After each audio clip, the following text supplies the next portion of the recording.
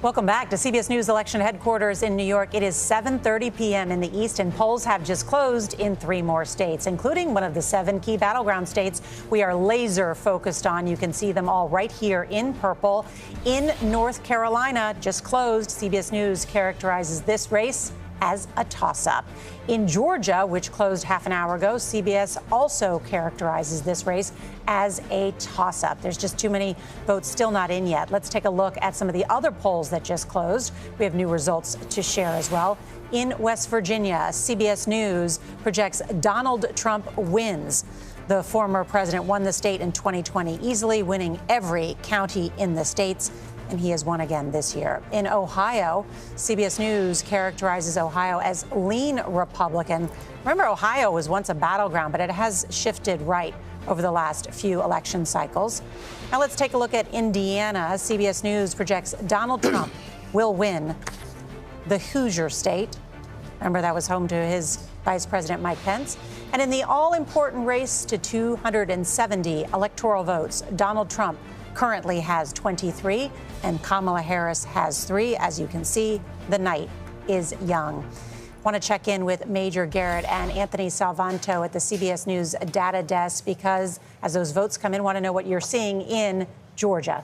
Hey there, Nora. So just a handful of votes, 8% in. We expect, obviously, over 5 million here. And you can see on the map, the counties in red are starting to report, but a lot of gray. That means we haven't gotten reports yet. I want to tell everybody why it's going to need some patience tonight. And I'm going to rewind the clock a little bit. I'm going to show you the 2020 presidential race in Georgia, but then I'm going to take you back to 8 p.m. on election night in 2020, and you see a similar pattern, right? A handful of red Republican counties had reported at that point, and still a lot of gray. So it's kind of deja vu all over again. But what happens was, when we get to the end, then we fill in the whole map and we find out who won. So we're going to need some patience there in Georgia. Now, I'm going to take you to North Carolina, where we're going to start getting results in soon. But again, and Major's going to show you here why we're also going to compare this to 2020. Major?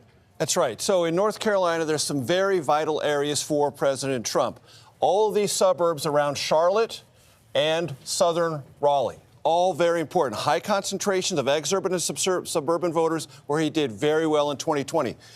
To contrast that, I want to show you what's very important to Vice President Harris's campaign. Raleigh, Durham, Winston-Salem, Asheville, and Charlotte. High concentrations of urban and suburban voters. All 4 of those areas have seen a population gain since 2020. Much of North Carolina's outcome will be determined right around those 4 cities and the surrounding suburbs. In fact, I'm going to tilt this on its axis, too, and you're going to see those higher bars where that population growth has happened and where Democrats need to run up big margins. Really interesting to see those early numbers. We'll be watching very, very closely. Anthony and Major, thank you. And we have some breaking results to share with you from the states that just closed. In Florida, once an electoral battleground that has moved right in recent circles, CBS News projects Trump will win the Sunshine State. In Alabama, CBS News projects Trump will win this race. Trump carried Alabama by large margins in the past 2 elections. And in reliably blue Massachusetts, CBS News projects the Vice President, Kamala Harris, will win. Let's take a look now at Maryland. CBS News projects Harris will win there. There's a key Senate race. We'll check in there as well. And Oklahoma, CBS News projects Trump will win. Let's take a look now at Tennessee. CBS News projects Trump will win in the state of Tennessee. The big number we've been talking about, 270 electoral votes. That's the number needed to win. And so far, with those early results, the race to 270 shows Donald Trump with 90 electoral votes and Kamala Harris with 27. Want to check in with our data desk team to see what they're seeing in these battleground states. And Major, what's happening in Georgia? So you just mentioned, Nora, that Georgia we rate as a toss-up. We have about 33% of the vote in. You can see the distribution so far. So why do we do that? First thing I want to show you, what is our estimate? Our estimate is about 50-50 when all the vote comes in. Let's talk about where the vote is yet to come in. of the 67% that we still need to wait for. You see most of it in generally blue metro Atlanta and some other bluish parts of the state. What's interesting about what the trend lines are currently, Nora, and I want to emphasize this because RNC Chairman Michael Whatley was just talking about this. When you see southeast Georgia, you see a lot of red. What I'm going to do is I'm going to give you the historic comparison back to 2020. And I'm just going to run through, I'm not going to name the counties, but just watch the counties as I go through them and compare where Trump is now compared to where he was in 2020. You'll just see as I move through them, again, I'm not going to name them, the names aren't important, but you just see he's running slightly ahead of what he did in 2020. That was exactly the strategy the Trump campaign wanted to have. More turnout and higher vote totals all throughout rural parts of every battleground state. At least in Georgia, and I could go all over the map, the trend line is pretty consistent, Nora. He is doing that. Even though the smaller counties have smaller numbers of votes, running up the margins there does help offset, or possibly could offset, what are expected to be very strong vote outcomes for the vice president in metro Atlanta and some other parts of the state. So break that down. What do you think that means? Well, what it means is, for now, going back to our estimate, 50-50, that's by county, statewide. We go back to that overall estimate of Georgia at 50-50. That means as we get closer, as more of metro Atlanta comes in, there is at least more of a buffer for former President Trump. It is not decisive. It is not determinative because we don't have a call here yet. But in general, and Michael Whatley was talking about, what are these early indicators? They're just seeing higher turnout, higher vote totals at the margins in some of the redder counties of southeast Georgia and other parts of northern Georgia as well. Major Garrett, thank you. I want to turn to Ed O'Keefe, our senior White House correspondent. I understand you have some new reporting. Well, part of why things remain so tight there in Georgia is if you look at those counties around Atlanta, and maybe Major can zoom in on some of them, what the Harris campaign is seeing is real encouragement there. That, in fact, she's running ahead of President Biden in some of those ex-urban counties around Atlanta, higher totals than what the president got 4 years ago. That is how she wins a state like Georgia tonight. Can you run up the numbers in the suburbs? Can you get young college voters across the country to turn out? Can you lean on the black and Latino voters you need? In Georgia already, we're seeing good indications that the reason she's keeping it even is because Democratic advantages there around Atlanta, the biggest city in the South, may be improving. All right, Ed O'Keefe, thank you.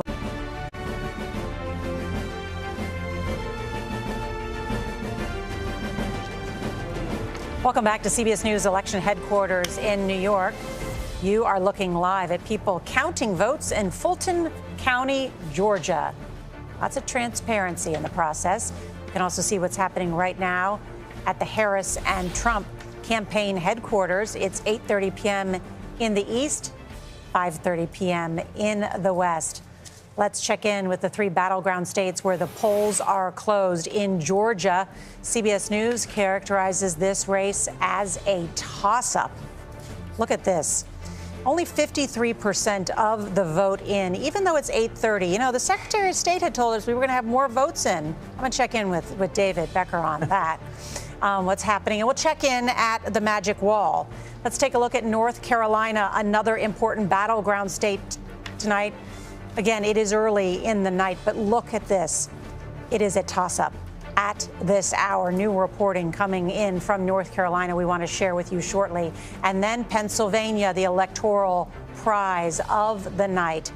And remember, Pennsylvania takes a little longer to count, but these are the early numbers that are coming in, and CBS News rates this as a toss-up. But we are hearing some interesting things about long lines in Pennsylvania. Some polling places extended, some polling places not extended.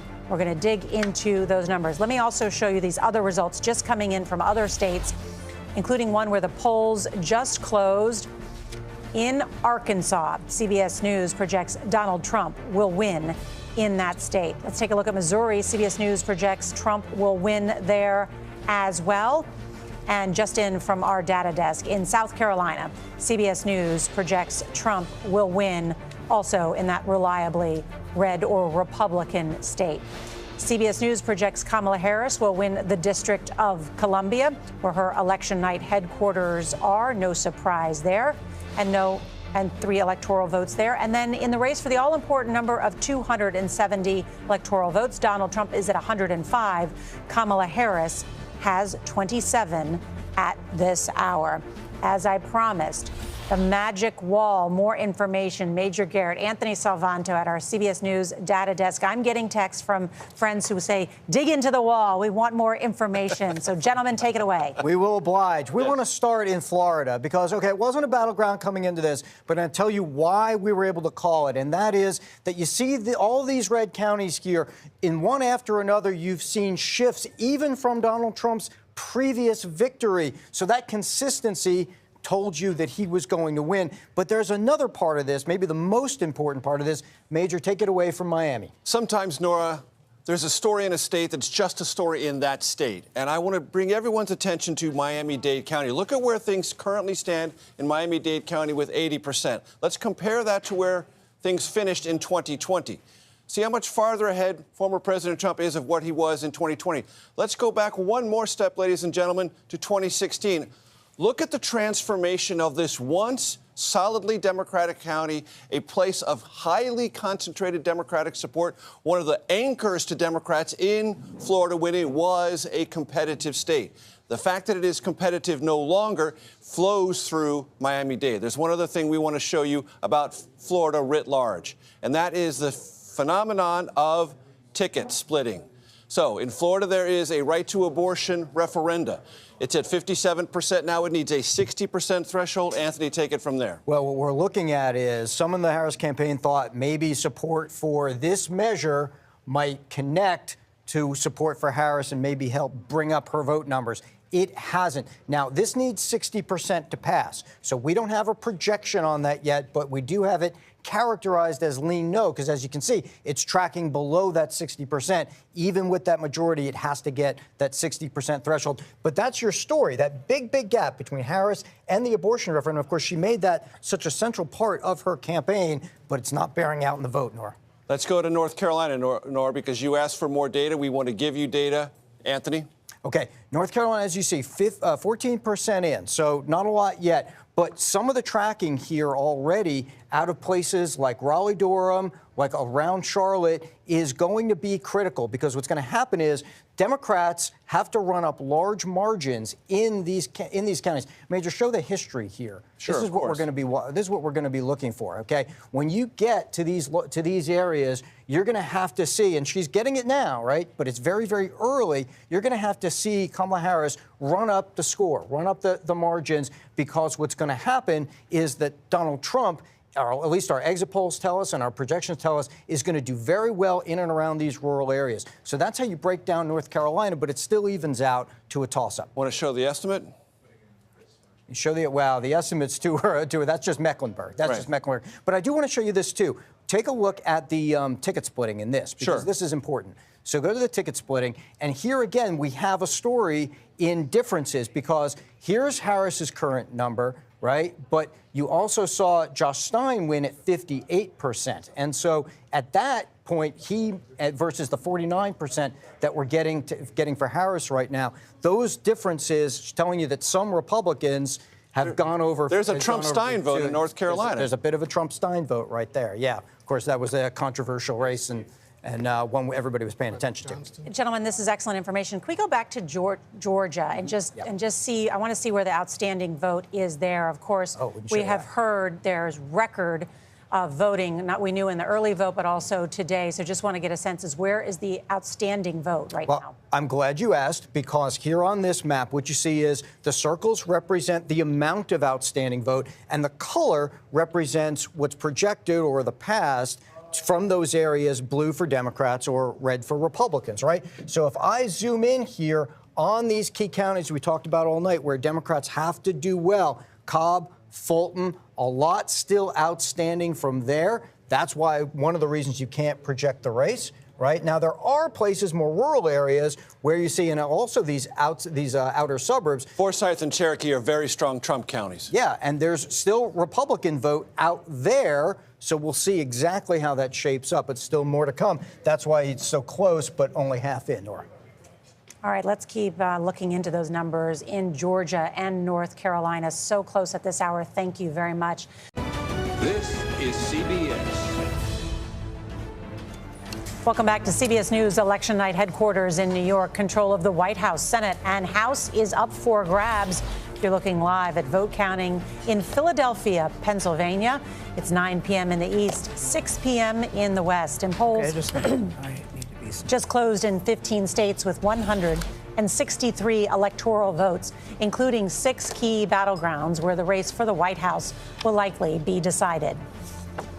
All eyes are on the 7 battleground states. You can see them here in purple. In Michigan, CBS News rates this as a toss-up. In Wisconsin, CBS News rates the presidential race there as a toss-up. And the same can be said in Arizona. CBS News rates this as a toss-up as well. In Pennsylvania, polls have been closed for an hour in the Keystone State. And you guessed it, CBS News rates this as a, everyone say it, toss-up. And in Georgia, the Peach State, CBS News rates the presidential race as, say it together, toss-up. Yes. And in North Carolina, CBS News rates this as a toss-up as well.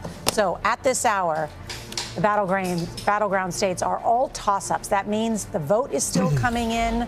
It's just too close for us to be able to say what's happening in those states. But we've got lots of data to share with you from the exit polls. First, though, let's take a look at some of the other states that have just closed. CBS News projects Donald Trump will pick up North Dakota. The former president also projected to win in South Dakota. The Mount Rushmore state is reliably Republican in presidential elections. And in Wyoming, CBS News projects Donald Trump will win there as well. Let's take a look at the great state of Texas. CBS News projects Donald Trump will win in Texas. We'll have an update on this big Senate race there in just a minute, where Ted Cruz is facing a tough race there. And then Iowa is characterized at this hour as lean Trump. Remember, there had been that stunning poll out of Iowa recently that suggested Kamala Harris gaining ground among older women. And the big number to remember tonight is 270. That's the number of electoral votes someone needs to win. So far, the race to 270 shows Donald Trump with 154 electoral votes and Kamala Harris with 27. Those big numbers from Donald Trump, in part because of the calling of Florida and Texas. Of course, when states like New York or California or other big electoral prizes come through, if they go for Kamala Harris, that will add to her vote tally as well. Let's check in now with Major Garrett and Anthony Salvanto at the data desk. Gentlemen, we are dying to know what's happening in these states. Nora, Anthony is still working at the data desk, making calls. I'm going to take this one by myself. Let's talk about Georgia. Lots of vote in, 66% in. Now, the question everyone has at home, well, where is the outstanding vote still to come in? Geographically, I'm going to show it to you right here. Highly concentrated around urban Atlanta. That's I don't need to say urban and Atlanta. Obviously, it's a big city, and the suburbs around there. So let's go to what Kamala Harris needs, according to our understanding of the outstanding vote, and what is our CBS News estimate.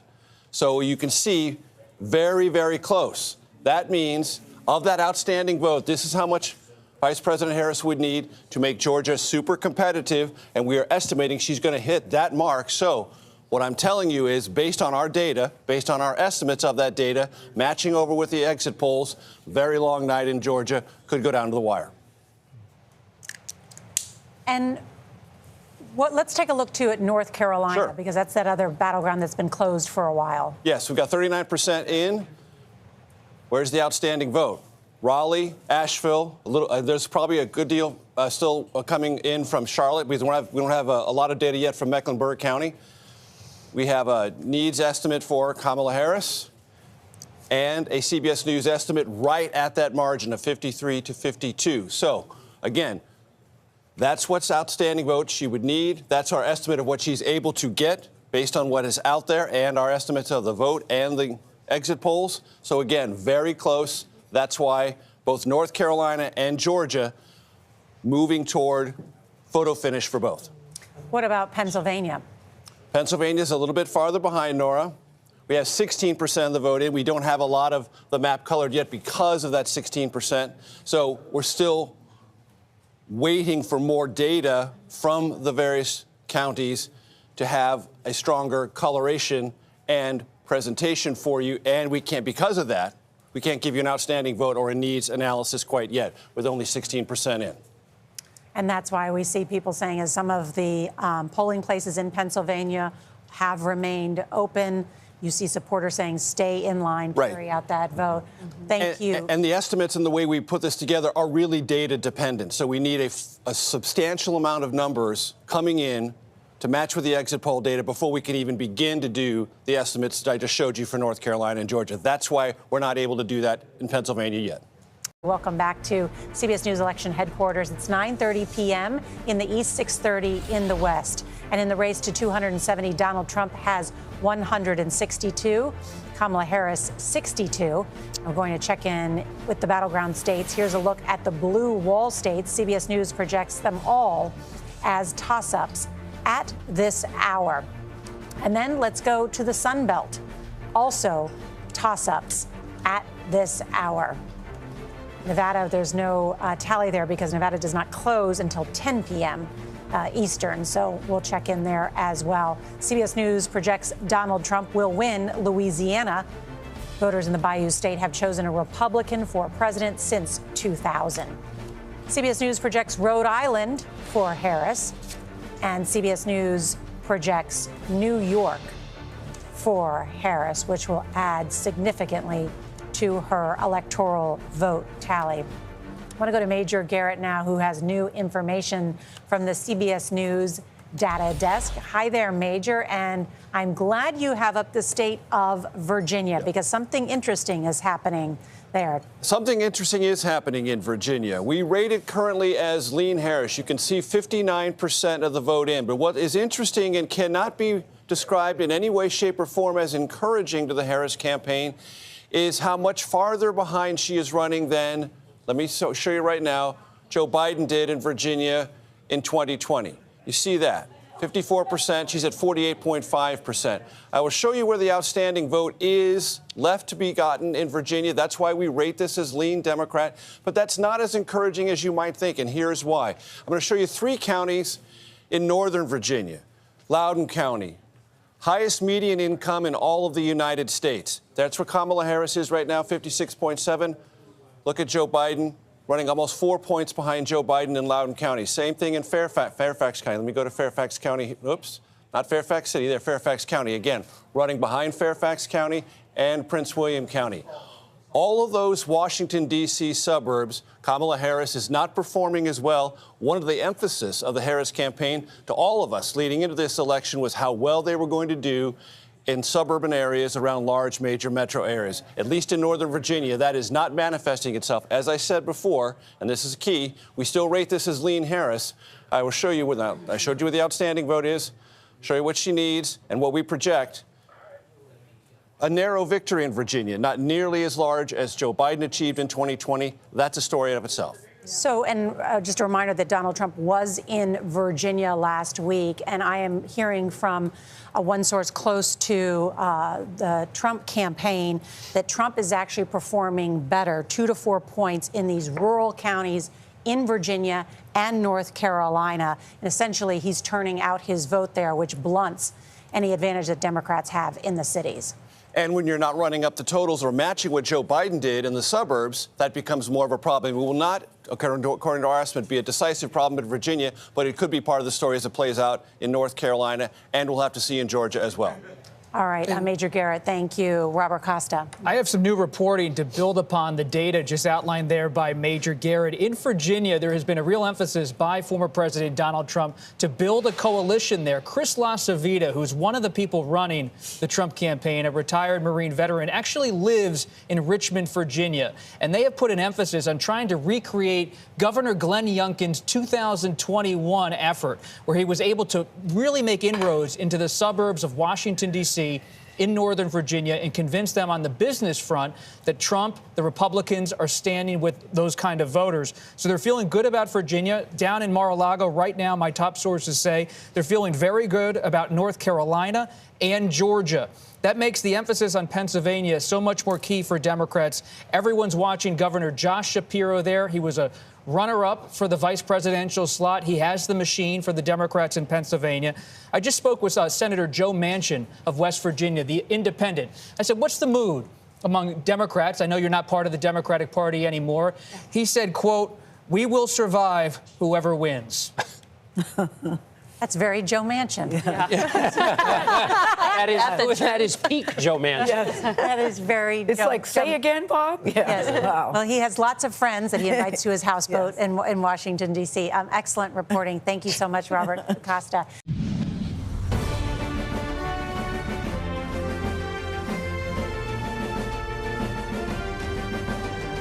CBS News, America Decides, Election 2024. Here again, Norah O'Donnell. Welcome back to CBS News Election Night headquarters in New York. It is 10 p.m. in the east, 7 p.m. in the west, and polls just closed in 3 more states, including a key battleground. Here's where we stand at the hour in the race to 270. Donald Trump has racked up early wins in Florida, Texas, and other red states. And so you can see he has 172 electoral votes, Kamala Harris 81. We're still watching these 7 battleground states. You can see them all here in purple.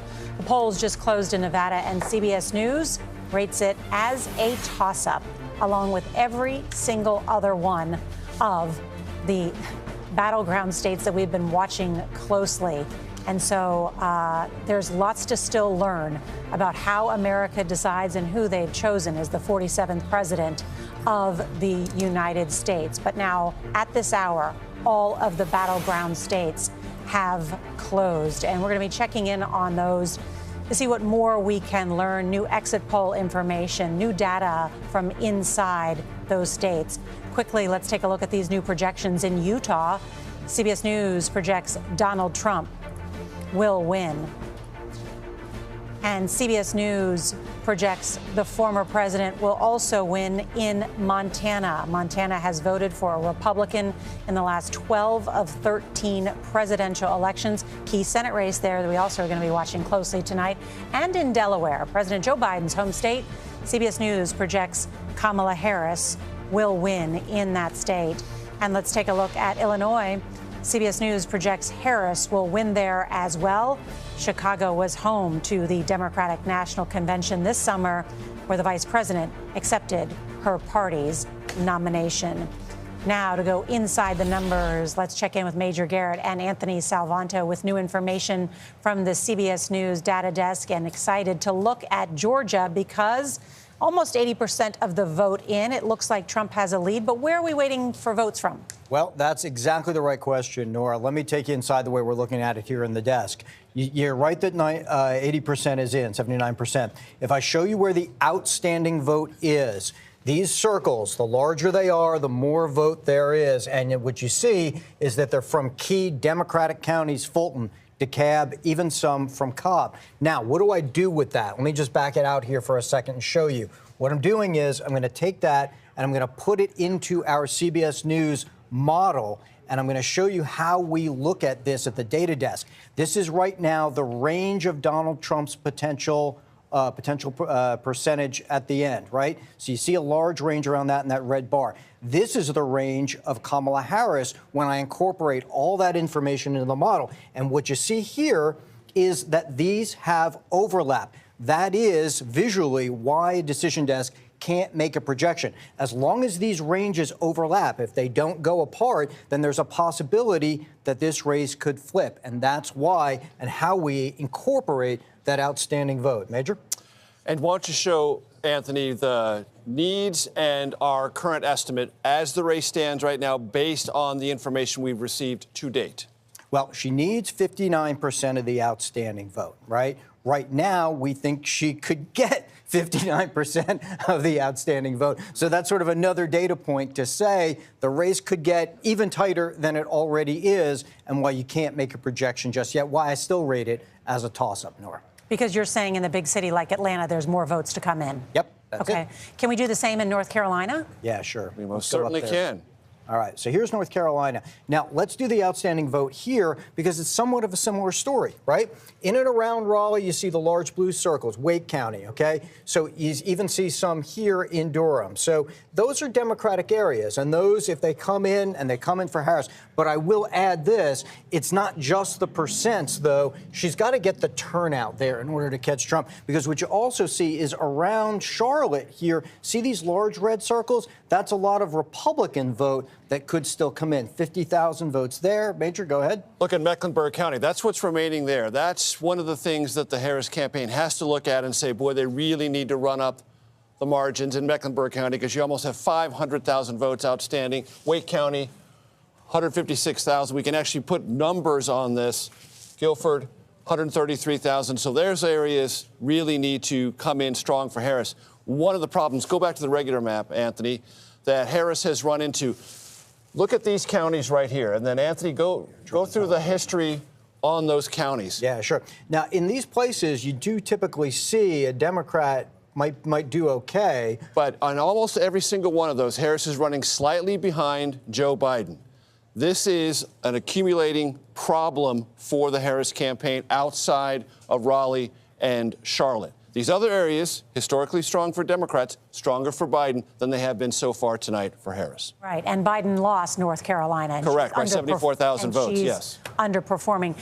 John Dickerson has some exit polls, but before we do those, can we just take a quick look at Michigan? Because that blue wall, Michigan and Wisconsin, that the Democrats are banking on in order for her to become the next president of the United States. So 17% in. We're still waiting for a lot more data out of Michigan for sure. But, Anthony? Well, what's going to happen here is we're going to tell a similar story and see if she gets turnout, especially in Detroit. It's Wayne County. You're going to hear a lot about that as the hours go on tonight. Oakland County as well. So we don't have data in from there yet. I do want to show you this, though, just to give you the historical context here. Let me go back to Michigan for a second. So if I show you the 2020 presidential race in Michigan, and then I do that, tilting the state on its side, this will illustrate what I mean. See these larger, higher bars here? That's where there are more votes, right? There's more people in Detroit, for example, and Democrats have to get large margins there. So in the case of Detroit, we're going to be watching, can Kamala Harris not just win by a given percentage,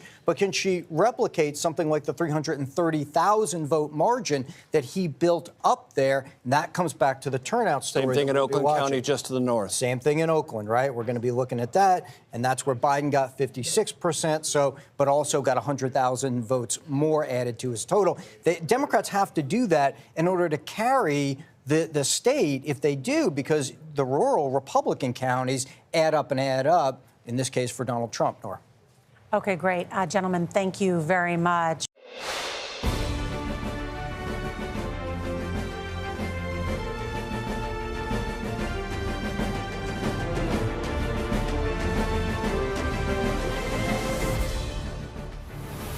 Welcome back to CBS News coverage of Election Night 2024. Just in from the CBS News data desk, CBS News projects Donald Trump will win the state of Ohio, the home of his running mate, Senator J.D. Vance. And in the state of Mississippi, CBS News projects Donald Trump wins there as well in Mississippi. Also, CBS News projects Kamala Harris will pick up Colorado's 10 electoral votes.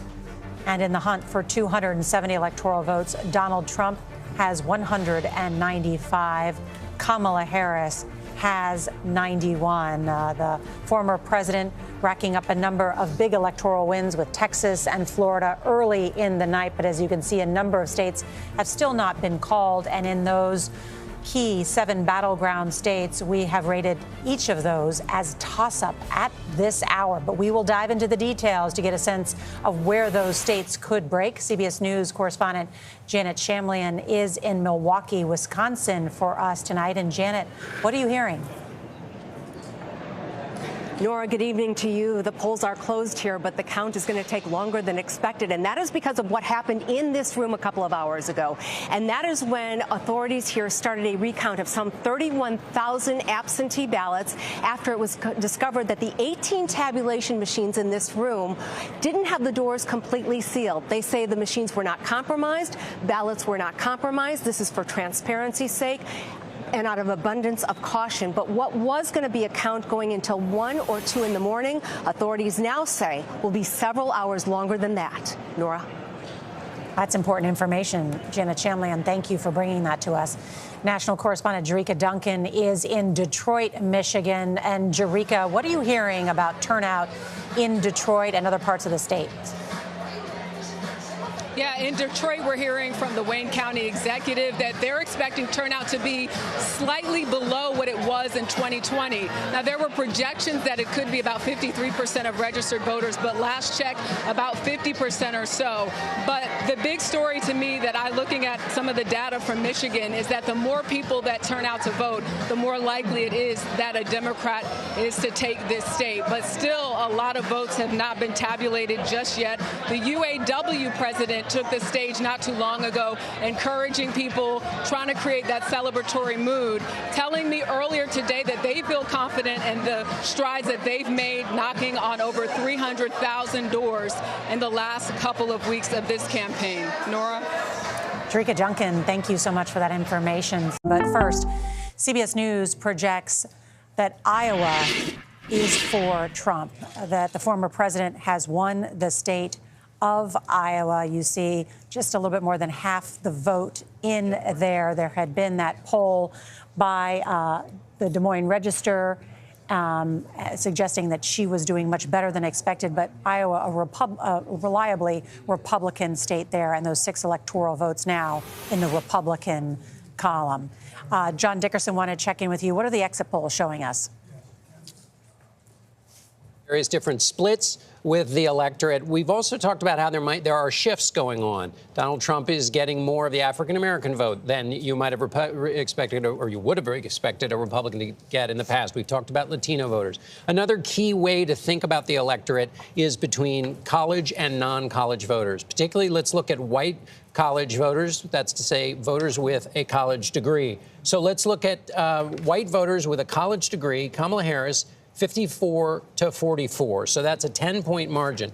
The reason this is important is this is a key part of the new emerging Democratic base doing well with college-educated voters. That's 7 points better than Joe Biden did in 2020. He won that group, white college voters with a degree, by only 3 points. Now let's look at the other group, which is the one that Donald Trump does well in, and that's white voters without a college degree. Now you see he is creaming Kamala Harris, 65 to 33 among white voters without a college degree. So that's a 32-point difference. But that's a little bit less than he did than in 2020 when he beat Joe Biden with that same group by 35 points. So this is we see the shift happening. Kamala Harris overperforming with white college voters. Donald Trump doing essentially as he did in 2024, although a little bit worse.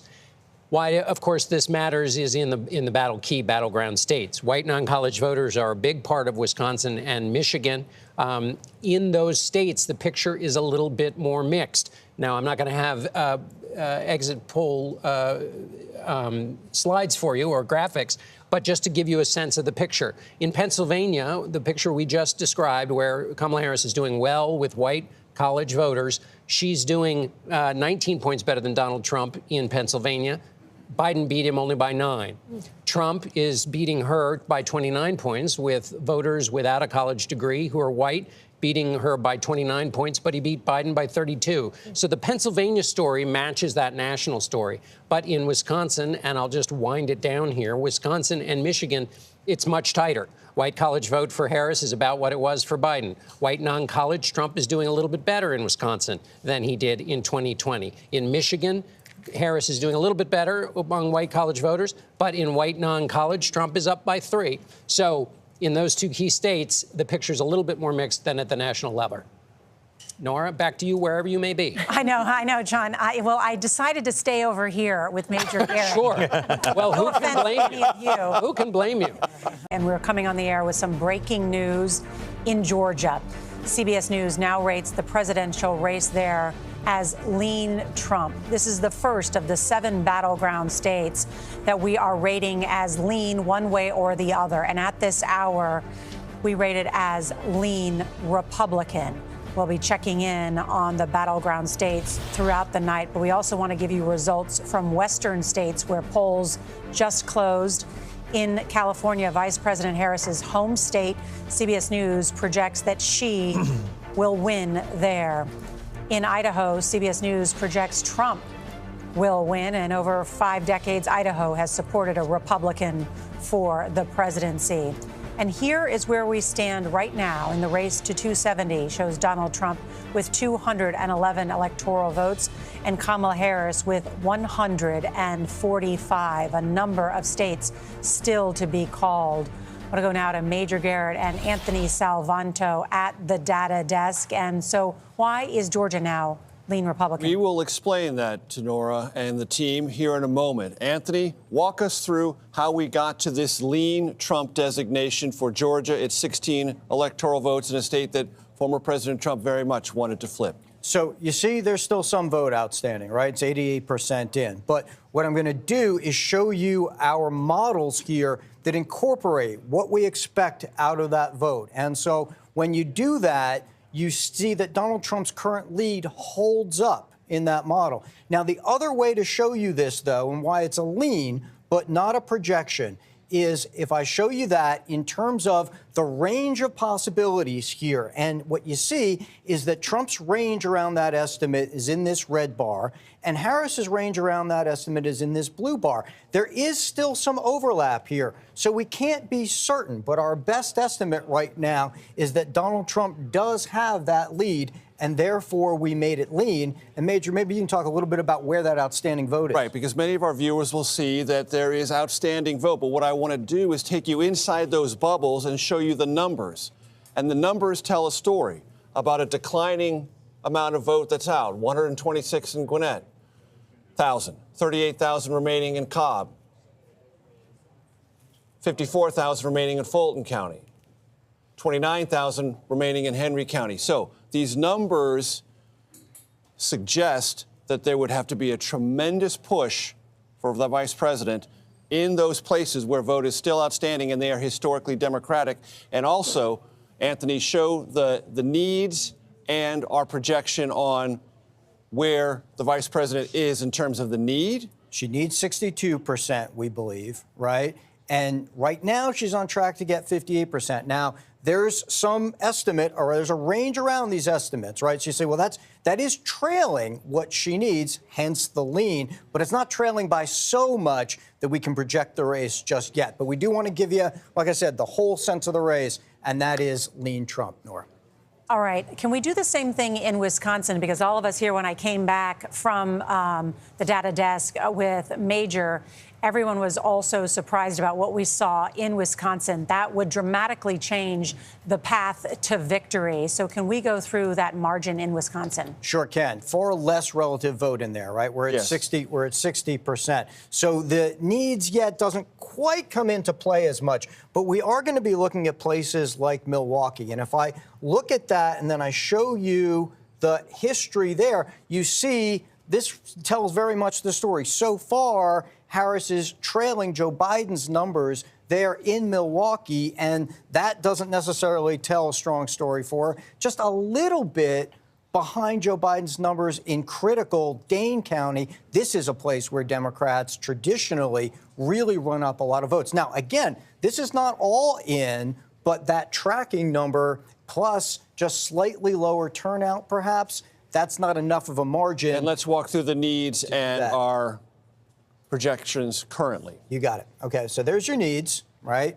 Needs 51% of the estimate. That's not that hard to do, okay? So the trouble is, given what I just showed you in those key Democratic counties, right now she's tracking it getting 44% of the outstanding vote. So again, still a lot of vote to come, still some uncertainty here, but right now not immediately on track. And because we only have 61% of the vote in statewide, that's why we have not made a designation in this race. It is still a toss-up based on our estimates, but these are the trend lines at this hour. leadership and what? All right, thank you so much. It is 11:30 p.m. in the East, 8:30 p.m. in the West, and polls are now closed across the lower 48 United States. Let's check in on the race to 270 electoral votes. That's the number needed to win the White House. Here is where we stand right now. As you see, Donald Trump has 211, Kamala Harris 165.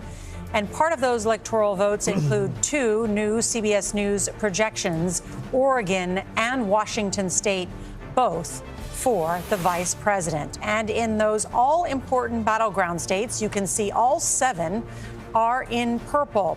In Georgia, CBS News now rates the presidential race there as lean Republican. And in North Carolina, CBS News now rates the race as lean Republican. Let's take a look at Pennsylvania, part of that blue wall the Democrats say a must-win for the vice president. CBS News rates this race as toss-up. In Michigan, CBS News rates this race as a toss-up. The Secretary of State there telling us they could have the vote counted by midnight. That doesn't mean we'll understand or know what that full vote is, but that could come quickly. And Wisconsin, CBS News rates this race as a toss-up at this hour. Let's check in on more of the Sun Belt states, including Arizona. Just about half the vote there in Arizona. Look how close it is, those prized 11 electoral votes. It is a toss-up at this hour. And then Nevada. Again, the vote, not enough of the vote yet in, but we rate that as a toss-up at this hour. As I mentioned just a short time ago, there's important news on the United States Senate. Let's go now to Scott McFarland, who covers Congress for us. Good evening, Scott. Nora, this has such outsized impact on the next president. Which party controls the U.S. Senate? The evening began with Democrats and their feet in quicksand, immediately almost losing that West Virginia seat they've held for so many years. And now they are fighting an uphill battle and losing so many of them. Let's go to Ohio first. CBS News projects at this point it leans Republican. Bernie Moreno, the Trump-endorsed businessman from Ohio, leading Sherrod Brown, the 3-term Democratic incumbent from Northeast Ohio. He served in the U.S. House before his 18 years in the U.S. Senate. He literally wrote the book on Congress. Sherrod Brown is in trouble, and the trouble exists elsewhere as well. Let's go to Montana. The military veteran, the political newcomer Tim Sheehy, projected as a lean Republican race in Montana. The 3-term Democratic incumbent John Tester in trouble there. Democrats would have to make inroads into Republican-held states to offset these losses with such a narrow margin for error. They were bullish for a while on their prospects in Texas with Colin Allred, the former NFL player, but Ted Cruz, who eked out a 3-point win in 2018, projected as the winner here, and that is a wider margin with 80% of the vote in. Same deal in Florida. Democrats aspired to being competitive in Florida. Rick Scott projected as the winner there. So there are no more outs for Democrats on this map. They still have to protect the state of Pennsylvania. They still have to protect Nevada. And look at Arizona. This is an open seat. The incumbent senator in Arizona is retiring. Ruben Gallego, the congressman from the Phoenix area, faring well early on. We forecast this one right now as lean Democrat against Carrie Lake, who lost her bid for governor 2 years ago. Let me quickly show you the U.S. House. Oh, by the way, control of the U.S. House is at stake tonight. I'm standing in the very narrow battleground seat races that exist. The magic number here is clear, 218. There really is a bunch of offsetting dynamics so far, Nora. Quickly, in New York, Democrats making some inroads. There's a lean race that was held by a first-term Republican on Long Island, another one in central New York and Syracuse. Democrats faring well early, but Republicans also seem to be out of the gates good in some of their battleground races from Iowa through the Tidewater area of Virginia. A long road to haul in the battle for control of the U.S. House. Really interesting there in Virginia. Scott McFarland, thank you very much. Scott, I'm sorry. Can I just, does it look like Republicans could control both chambers? Oh, that's certainly in play. The field is narrow in the U.S. House in several ways. Again, these are the battleground seats, the white chairs that surround me. Democrats net a gain of 4 seats They have the majority. They'll have the Speaker of the House, likely to be Hakeem Jeffries, for January 6, 2025, in the next 2 years. But the battleground races are not splitting in one way or the other. Well, watch for California, and it's going to take a while. Could take days to measure California. There are a half dozen competitive races there, many of them held by Republicans. Democrats have a big night in California. They can offset losses elsewhere. This is going to take days to figure out the U.S. House, but Republicans are bullish on their prospects. Really important point. Scott McFarland, thank you very much. And we have a CBS News projection for the battleground state of North Carolina and its 16 electoral votes. We can project that Trump will win North Carolina. That is a state that he won in 2020 and 2016. And the Tar Heel state, the last time it went to a Democrat was Barack Obama in 2008. It was a very narrow win for him. Of course, he had a blowout victory in 2008, and so he was able to carry North Carolina. But that was a surprise to many people. So this was a must-win state, I think, for President Trump, and he has delivered today in part by turning out strong supporters in rural areas, just as he did in Virginia and other states, as we are seeing tonight. That is where his base is. So that moves Donald Trump to 227 electoral votes. Let's go now to Anthony Salvanto and Major Garrett. Good evening, guys. So we're going to explain how we were able to make this call. And it's significant, I think, Anthony, to share with the audience. Trump won this state, North Carolina, by just over 74,000 votes in 2020. We project he's going to win by a substantially larger number of votes than that. So this gets very simple. I'm going to show you what the outstanding vote is and where it is. And you think, OK, here are Democratic areas, yes, but you see how these circles, if you've been watching us during the night, have gotten a little bit smaller and a little bit smaller. They are not large enough, even if they all go Democratic, for Kamala Harris to catch up, okay?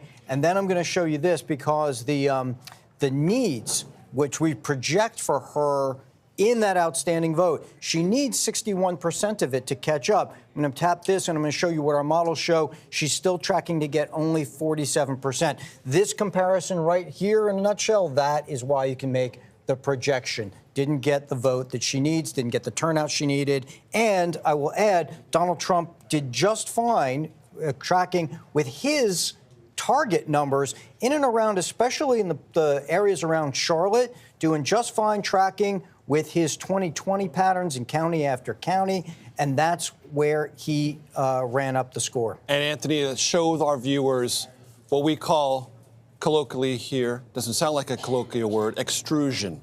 The extrusion. Okay, I'm going to back this out for a second. So to do that, you're going to see where the vote comes from. And here what you see is the higher bars are more people. And yes, those are Democratic areas. But you also see all these areas, including in the western part of the state, red, red, red counties. And that's where Donald Trump consistently performed as well as he needed to, compared to 2020, compared to his vote targets this time. So once I see at the decision desk those patterns emerging, then you can get closer and then make the projection, Nora. All right, Anthony and Major, thank you. Stand by. We have a CBS News projection for the battleground state of Georgia and its 16 electoral votes. We can project that that Donald Trump is the projected winner in the state of Georgia at this hour. Our first projected winner of the night, Georgia, for Donald Trump. The first flip. The first flip, as we know that Joe Biden won Georgia 4 years ago. That's significant. Yeah, and I can give you a little taste of why that is if you look at the exit polls for Georgia. And we look at three groups here that Donald Trump performed well with. The first is independents. He won 54 to 43. That's an 11-point victory with independents. In 2020, Biden was the one who won independents. Voters age 65 and older. We told the story about how in the Midwest, the older voters are going for Kamala Harris over Donald Trump. Well, not in Georgia. 59 to 40. That's a 19-point victory with voters over age 65 in Georgia. And then finally, white, non-college degree. Remember, that was always going to be a good group for Donald Trump. But Kamala Harris, huge margin, gargantuan, 81 to 18. If Harris was going to have to do well anywhere, she was going to have to live in the mid-30s in that number. That's a deep Trump stronghold, but you've got to at least be competitive with your opponent's stronghold, or at least lean into it. She was not. Now, one thing about Georgia, though, it does not have the size of an electorate of white non-college degree that Michigan and Wisconsin do. Almost 50% of the electorate in those two states is white non-college degree. But the reason she's having problems there is because it's a larger share of the electorate, and she's not doing well enough in that larger share. It was always a share that Donald Trump was going to get. That was never a question. But she has to do well enough in that group and then do well in her groups, and she's just not doing well enough with white non-college, whether it's in Georgia or in the Midwest. And perhaps our CBS data going back to September should have forewarned us on this. If you look at the way economic concerns resonated, 8 in 10 voters at that time told CBS their income wasn't keeping up with inflation. At that time, 7 in 10 said housing in their area of Georgia was unaffordable. We saw repeatedly concerns about accessibility, affordability, and people often, when they're asked about the state of the economy, that's what they think of, is what am I paying at the grocery store? They're not necessarily thinking of the data points that we are delivering on the national news that say, hey, the jobless rate is pretty good. Inflation is coming down. Eggs and milk. It's the lived experience of what you encounter. And that's something we saw in Georgia. And I have to say, too, I think probably the media overemphasized the price of groceries, which are a main thing, but also mortgage rates, right? Being able to buy a house, being able, we talked about housing in the vice presidential debate, buy a car. I mean, the ability to borrow money, and your credit card bills going up as well, borrowing money when you buy things. And so for everybody, they felt the pinch at home big time. And the Harris campaign certainly tried to catch him on this issue, right? If you look at polling in the last few days, she had essentially drawn even with him. The problem is she didn't get ahead of him. There wasn't enough time for her to unveil these plans, and they'll have them marinate. And already tonight, you know they're in trouble when they start blaming each other, and it's coming in already. One congressman saying there'll be plenty of time to do this blame, but if there's one thing we're not doing right, the Democratic Party is a working-class voter problem. We must improve our numbers here to win. They understand, as this continues to happen, and as the inevitable may happen in Wisconsin, as we're seeing already, that if they can't win over those voters, and they fail to capture them on the economy, then they have some real restructuring to do going forward, especially if this is going to cut across age groups, education, and ethnicity. He did very well, Donald Trump, with educated white men and white women, but it didn't seem to matter how... Non-college educated. Non-college educated, yes. But it didn't seem to matter how often you heard the economy's doing well, the job report is doing well. None of that seemed to matter. People would still say, I'm still paying too much for milk. I'm still paying too much for bread. Well, they can't feel it at home. It doesn't matter what you say. You look at this, since Biden took office, rents in the battleground states are up 20%. That's not because Joe Biden was elected. The cost of your rent is affected by a number of different factors, but people blame the boss. I mean, the grocery inflation, 22%. We were on the back end of a pandemic that completely upended the supply chains and global economy. What the political scientists will tell you is that also voters don't give you credit for the good things that are happening. The unemployment rate was lower in 6 of the 7 battleground states under Joe Biden than under Donald Trump, leaving aside COVID.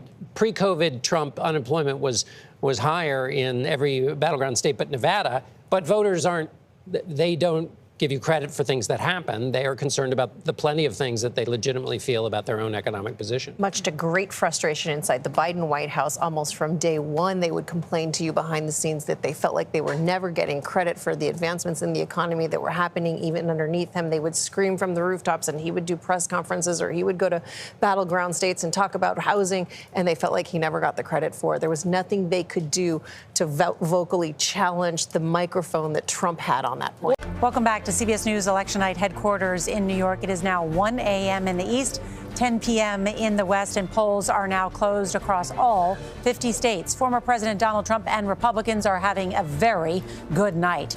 CBS News projects that Trump will win 2 key battleground states, Georgia and North Carolina. And in the race for control of Congress, CBS News rates the Senate as lean Republican. In the race for the White House, the electoral vote count now stands at 246 for Donald Trump and 194 for Kamala Harris. And all eyes are on the 7 battleground states where this election will likely be won or lost tonight or in the days ahead. As we mentioned, CBS News projects Donald Trump wins North Carolina, a major victory for the former president, the same battleground state he won in 2020. Trump is also projected to pick up a win in Georgia. In the blue wall states, CBS News rates Wisconsin as lean Republican, and that leaves Arizona, Nevada, Michigan, and Pennsylvania. And CBS News rates all 4 of those battleground states as toss-up at this hour. And just in, CBS News projects Kamala Harris will win the state of New Mexico. That is an expected win for the Democrats, although Donald Trump did pay a last-minute visit to that state, hoping to eke out a victory.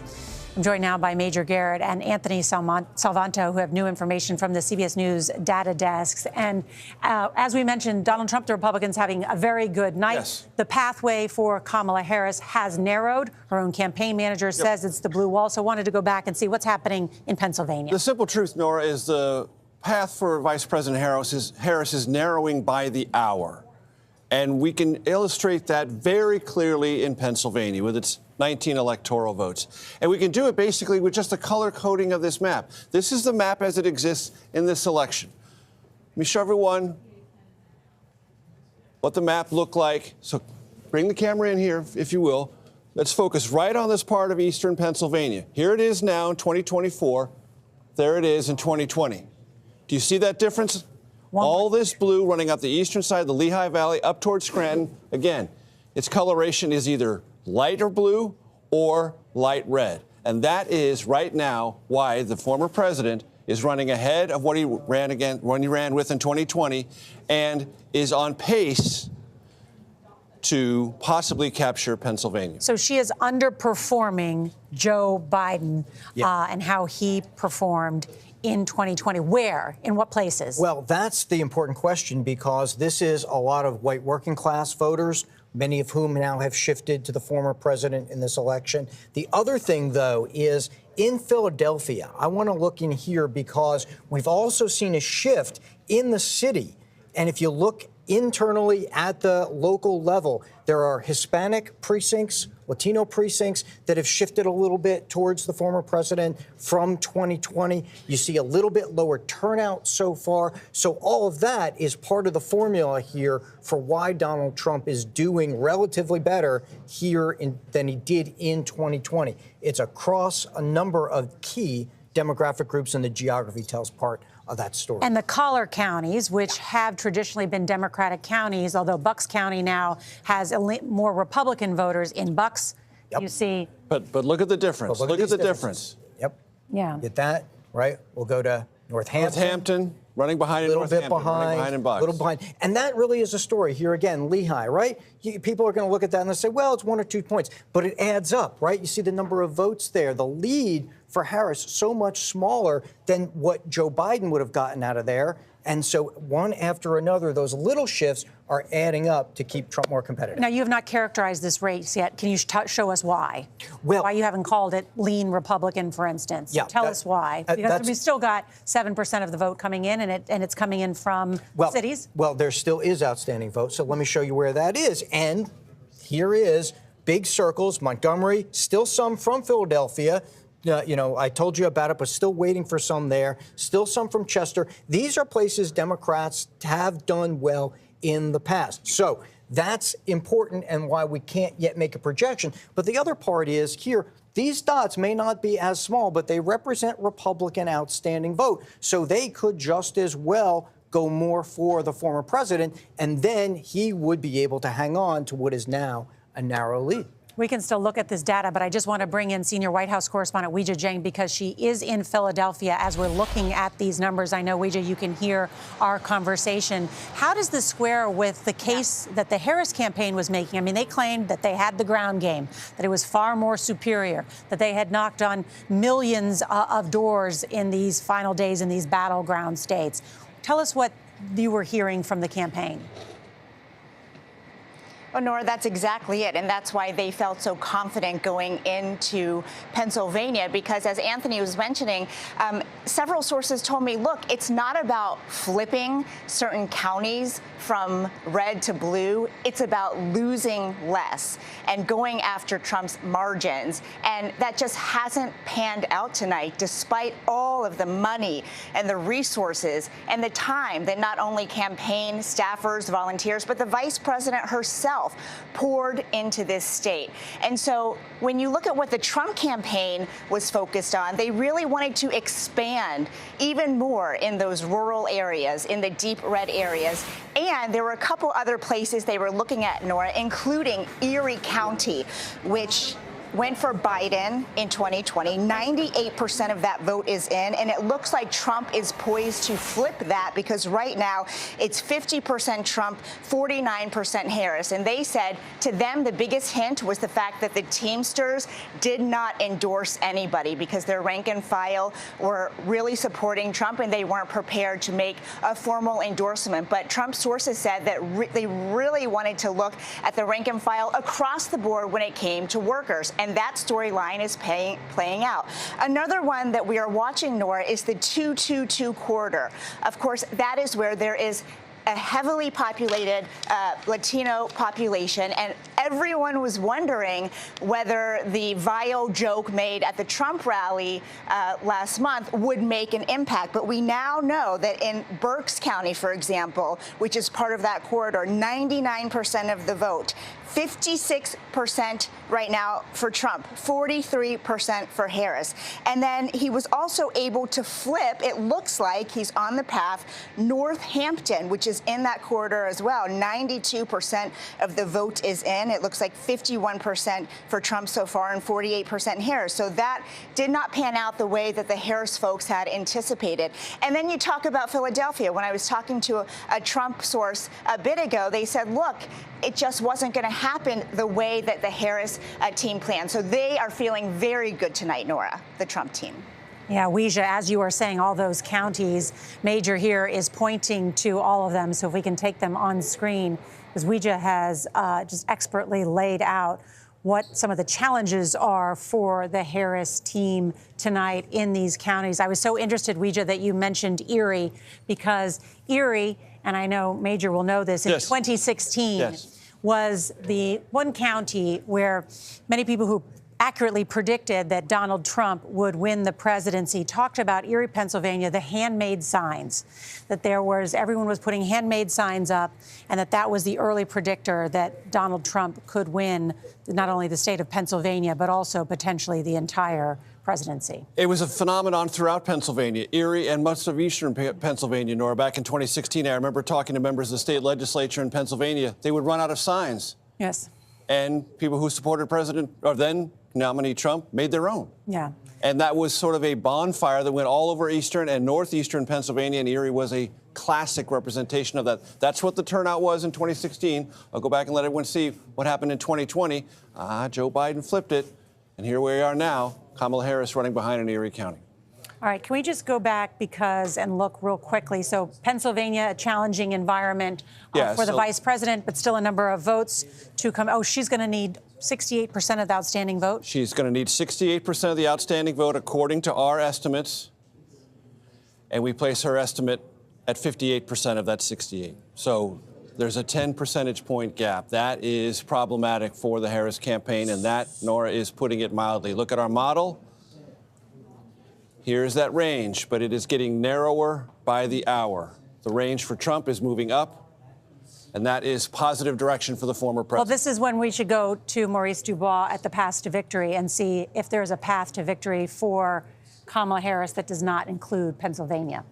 Okay, Nora, thank you so much. Well, this map right here will bring it home for you. This is our expected votes per state. The red ones for Donald Trump and the blue ones for Kamala Harris. Of course, two states that we are projecting to go into the Trump column, Georgia and North Carolina. And so now you see how the path for Donald Trump has widened significantly. All he has to do is take Pennsylvania, and it's game over. That brings it home right there. Let's go 270.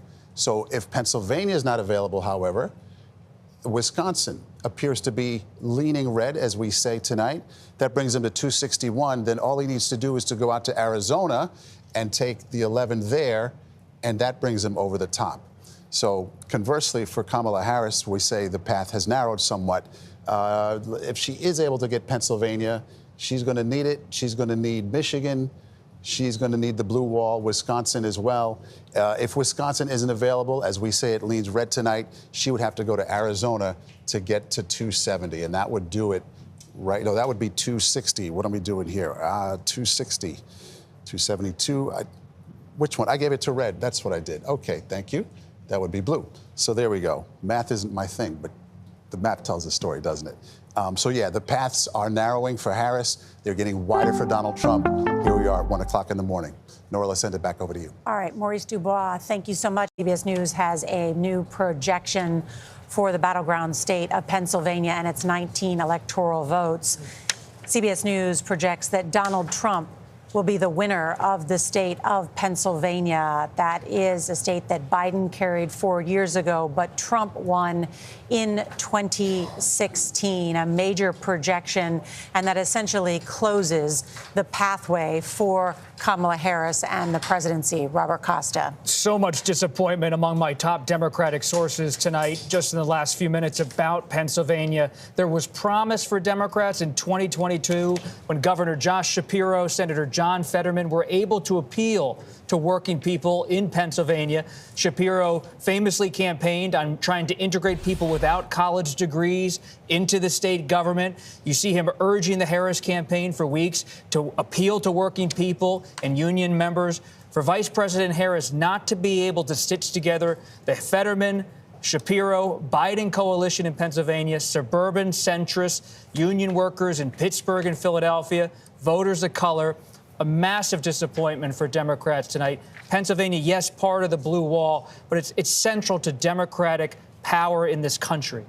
And of course, it's where Joe Biden is from, Scranton, Pennsylvania. Yes, I mean, Joe from Scranton. I mean, the other interesting thing as we wait Donald Trump, and we will take his remarks as he is set to appear before supporters, is the soul searching and, of course, the questions about strategy that Margaret was just raising. The question about whether Kamala Harris and the Democratic Party made a mistake by not choosing Josh Shapiro as his vice presidential pick for the reasons that Robert just outlined about the inroads that he made. And also, as has been noted, that Vance's vice presidential debate performance probably made a number of Republicans comfortable with the ticket, because remember, they were huge ratings, 50 million people that saw someone that had moderated his message for that national audience. We could have some news shortly about whether Donald Trump has officially reached the threshold to be named the next president-elect of the United States. We have not heard from Vice President Kamala Harris. Her campaign co-chair spoke to supporters saying go home for the night. And CBS News now projects that Donald Trump is the winner in Wisconsin. That gives him the number of electoral votes he needs to become the 47th president of the United States. This is an incredible moment in American history for Donald Trump, who faced a number of challenges in this contest. It was an election unlike any of us have ever covered. A life unlike any we've ever covered. This man, Donald John Trump, born in Jamaica, Queens, New York City. We are here in Manhattan. And so many of his friends have always said his goal in life was to cross the river from the outer boroughs to Manhattan. Well, he has crossed the river again to the presidency tonight. winning the presidency, as CBS News projects, this will usher in potentially an unprecedented era in American history to have someone who believes firmly that he has total presidential power in terms of official acts based on the Supreme Court ruling earlier this year, does not have to serve in prison despite being convicted in a criminal trial, and despite pressuring his own vice president to overturn an election, has been warmly embraced by the party, the Republican Party once again, and won the presidency based on our CBS News projection. And he is willing and able and ready and excited, I'm told by sources close to him, and including by him himself, to return to the White House and wield power on immigration, foreign policy, the economy, the executive branch. A moment in history. Some Americans are very scared, alarmed. They see Donald Trump as a threat, a danger to American democracy. But as you saw in Florida tonight, many Americans believe he's an agent of change. He's an outsider who speaks to their grievances. This country's not really necessarily ideologically divided, or red versus blue, but it's divided deeply about who Donald Trump is, what he represents, and what this country is in November of 2024. Donald Trump winning the crucial battlegrounds of Pennsylvania, Georgia, North Carolina, Wisconsin. At this point, 4 of those 7 battlegrounds, and we are still waiting on Arizona, Nevada, and Michigan. But a sweep by Donald Trump, who is also doing well in the popular vote. Behind those numbers, the Vice President Kamala Harris failing to bring together the coalition that normally propels a Democrat into the White House.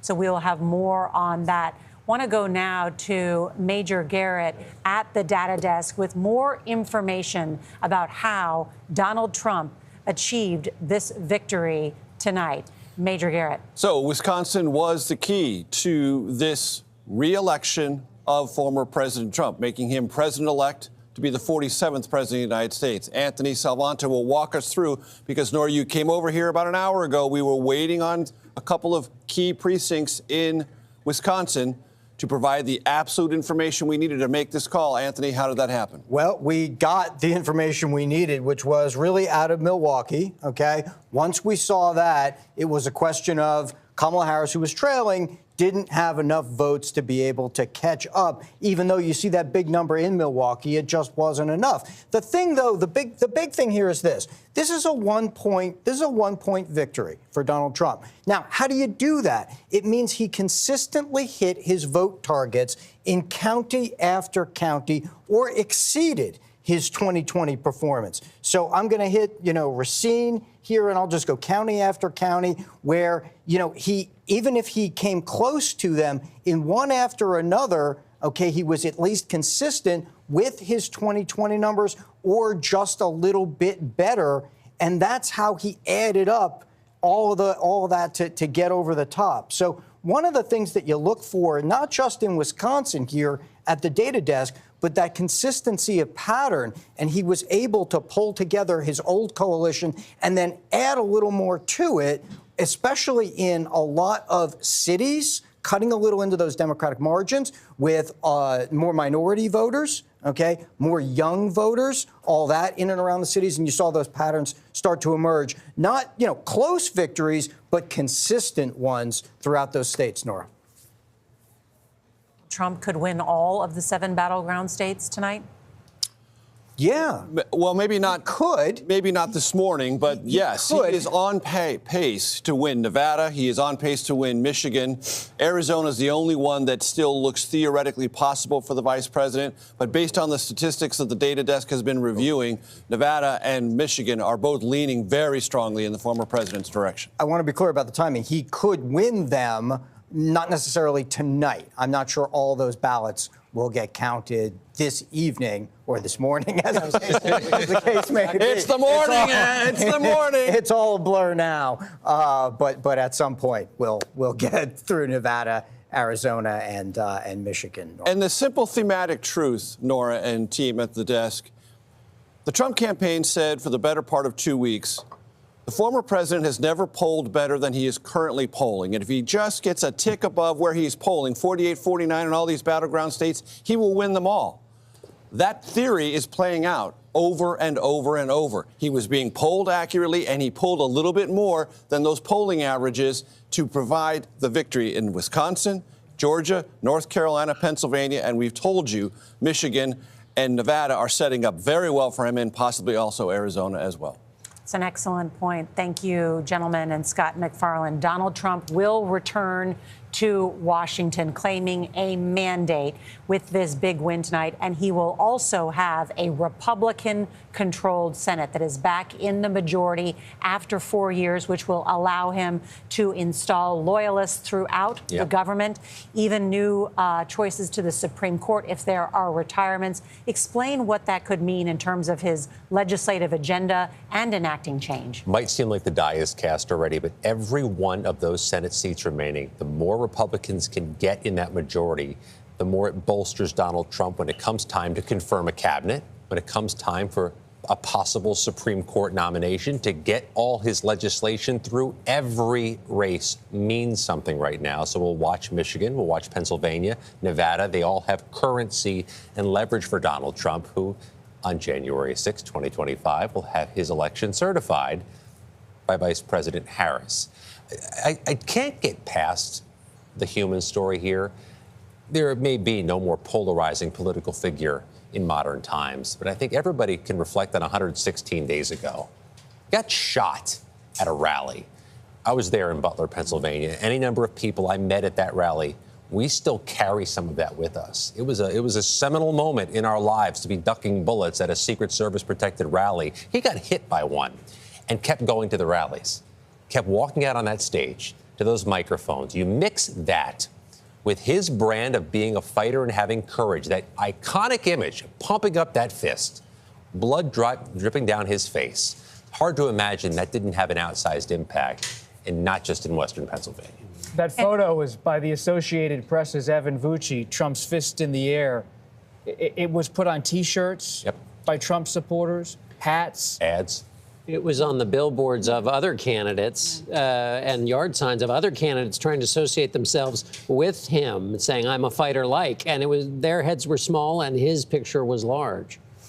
It also gave him the opportunity, Donald Trump, to say, which I think resonated with many of his supporters, that God had chosen him to survive that assassination attempt. And while some people recoiled at him saying that, it was another emotional connection for Donald Trump with his supporters. And he gave his speech tonight in West Palm Beach, where it should be underscored, there's another person charged with an assassination attempt September 14th on that Sunday while he was golfing at that same area where he gave his speech tonight. That's an apolitical way of connecting with Americans, and it's hard to imagine that didn't have an impact. And Margaret Brennan, the president has said, promises made, promises kept. He has told his supporters, we will fix it. We'll bring in a golden era. What is his record on that? What's he promising to do? Well, if you look at what he delivered in the first 4 years versus what he promised, there was a lot that went undelivered. He did deliver on that single legislative achievement that Gary Cohn was the architect of, the tax cuts. But when it came to, for example, building the wall and having Mexico pay for it, it was something like, just a few miles. You have all sorts of different things that were on his to-do list that he did not achieve. Now, being president and dealing with the circumstances you are handed, such as COVID, was pretty extraordinary. There were things that he actually did achieve that he didn't trumpet on the campaign trail because of the interesting dynamic we have in our politics right now. He could have come out there and said, yes, I was handed COVID, but I delivered you a vaccine because I harnessed, science and business and the great minds and leadership of America. He didn't do that. He played more towards some of these things that enrage, that anger, and by the way, apparently galvanize people enough to get in a car and show up and vote on November the 5th. I think we have to all take time to digest this. We're doing it in the moment, but I don't think we are all quite grasping the gravity of sending Donald Trump back to Washington with the word you used, Nora, a mandate. it's not just the man. It is a mandate. They have control in a significant way of Senate and possibly the House. We may not know that definitively for a little bit of time, but this is a really interesting message being sent by the electorate tonight. All presidents want to act, and they are frustrated in office by a number of things. Tradition, that you can't do that because previous presidents haven't done it. They're frustrated by having to get reelected, so they have to be careful about the voters. They're frustrated in some cases about, well, that's illegal, Mr. President. You can't do that, so you shouldn't do it. And then finally, in the most extreme cases, by political censure, by impeachment. All four of those latches are unhooked for Donald Trump. He faces none of those limitations. And he also is, in our modern presidency, the president who has been most easily indulged his own id, his own personal desires in using power in his office. We also want to bring you now some breaking news. CBS News can project at this point that he has become the winner of Michigan and those electoral votes. That, again, part of that blue wall. Again, at this point, a projection from CBS News that is happening right now. Former President Donald Trump, the projected winner of Michigan. All 15 of those electoral votes going towards the former president. And we were just talking about that blue wall completely crumbling. We could see it was going this way towards Donald Trump. We now have that confirmation. The Harris-Walz campaign did not get a single blue wall state outside of, what are we looking at here? Maybe Minnesota. But it's a tough go for the Democrats, a strong showing for the Republicans here. Again, Donald Trump projected to win Michigan. We have some breaking election news. Just in the last 6 hours, President-elect Donald Trump won the state of Nevada, and that brings the Electoral College vote to 301 for Trump and 226 for Vice President Kamala Harris. Trump already won the election early Wednesday morning when he passed the needed 270 votes to win. But this particular win is important because of its voting history. Nevada is a state that's voted Democratic for the past 4 presidential elections. Also, the Associated Press has called their final presidential result, declaring Donald Trump the winner of the state of Arizona. And with this, the final electoral count is Trump with 312 and Harris with 226.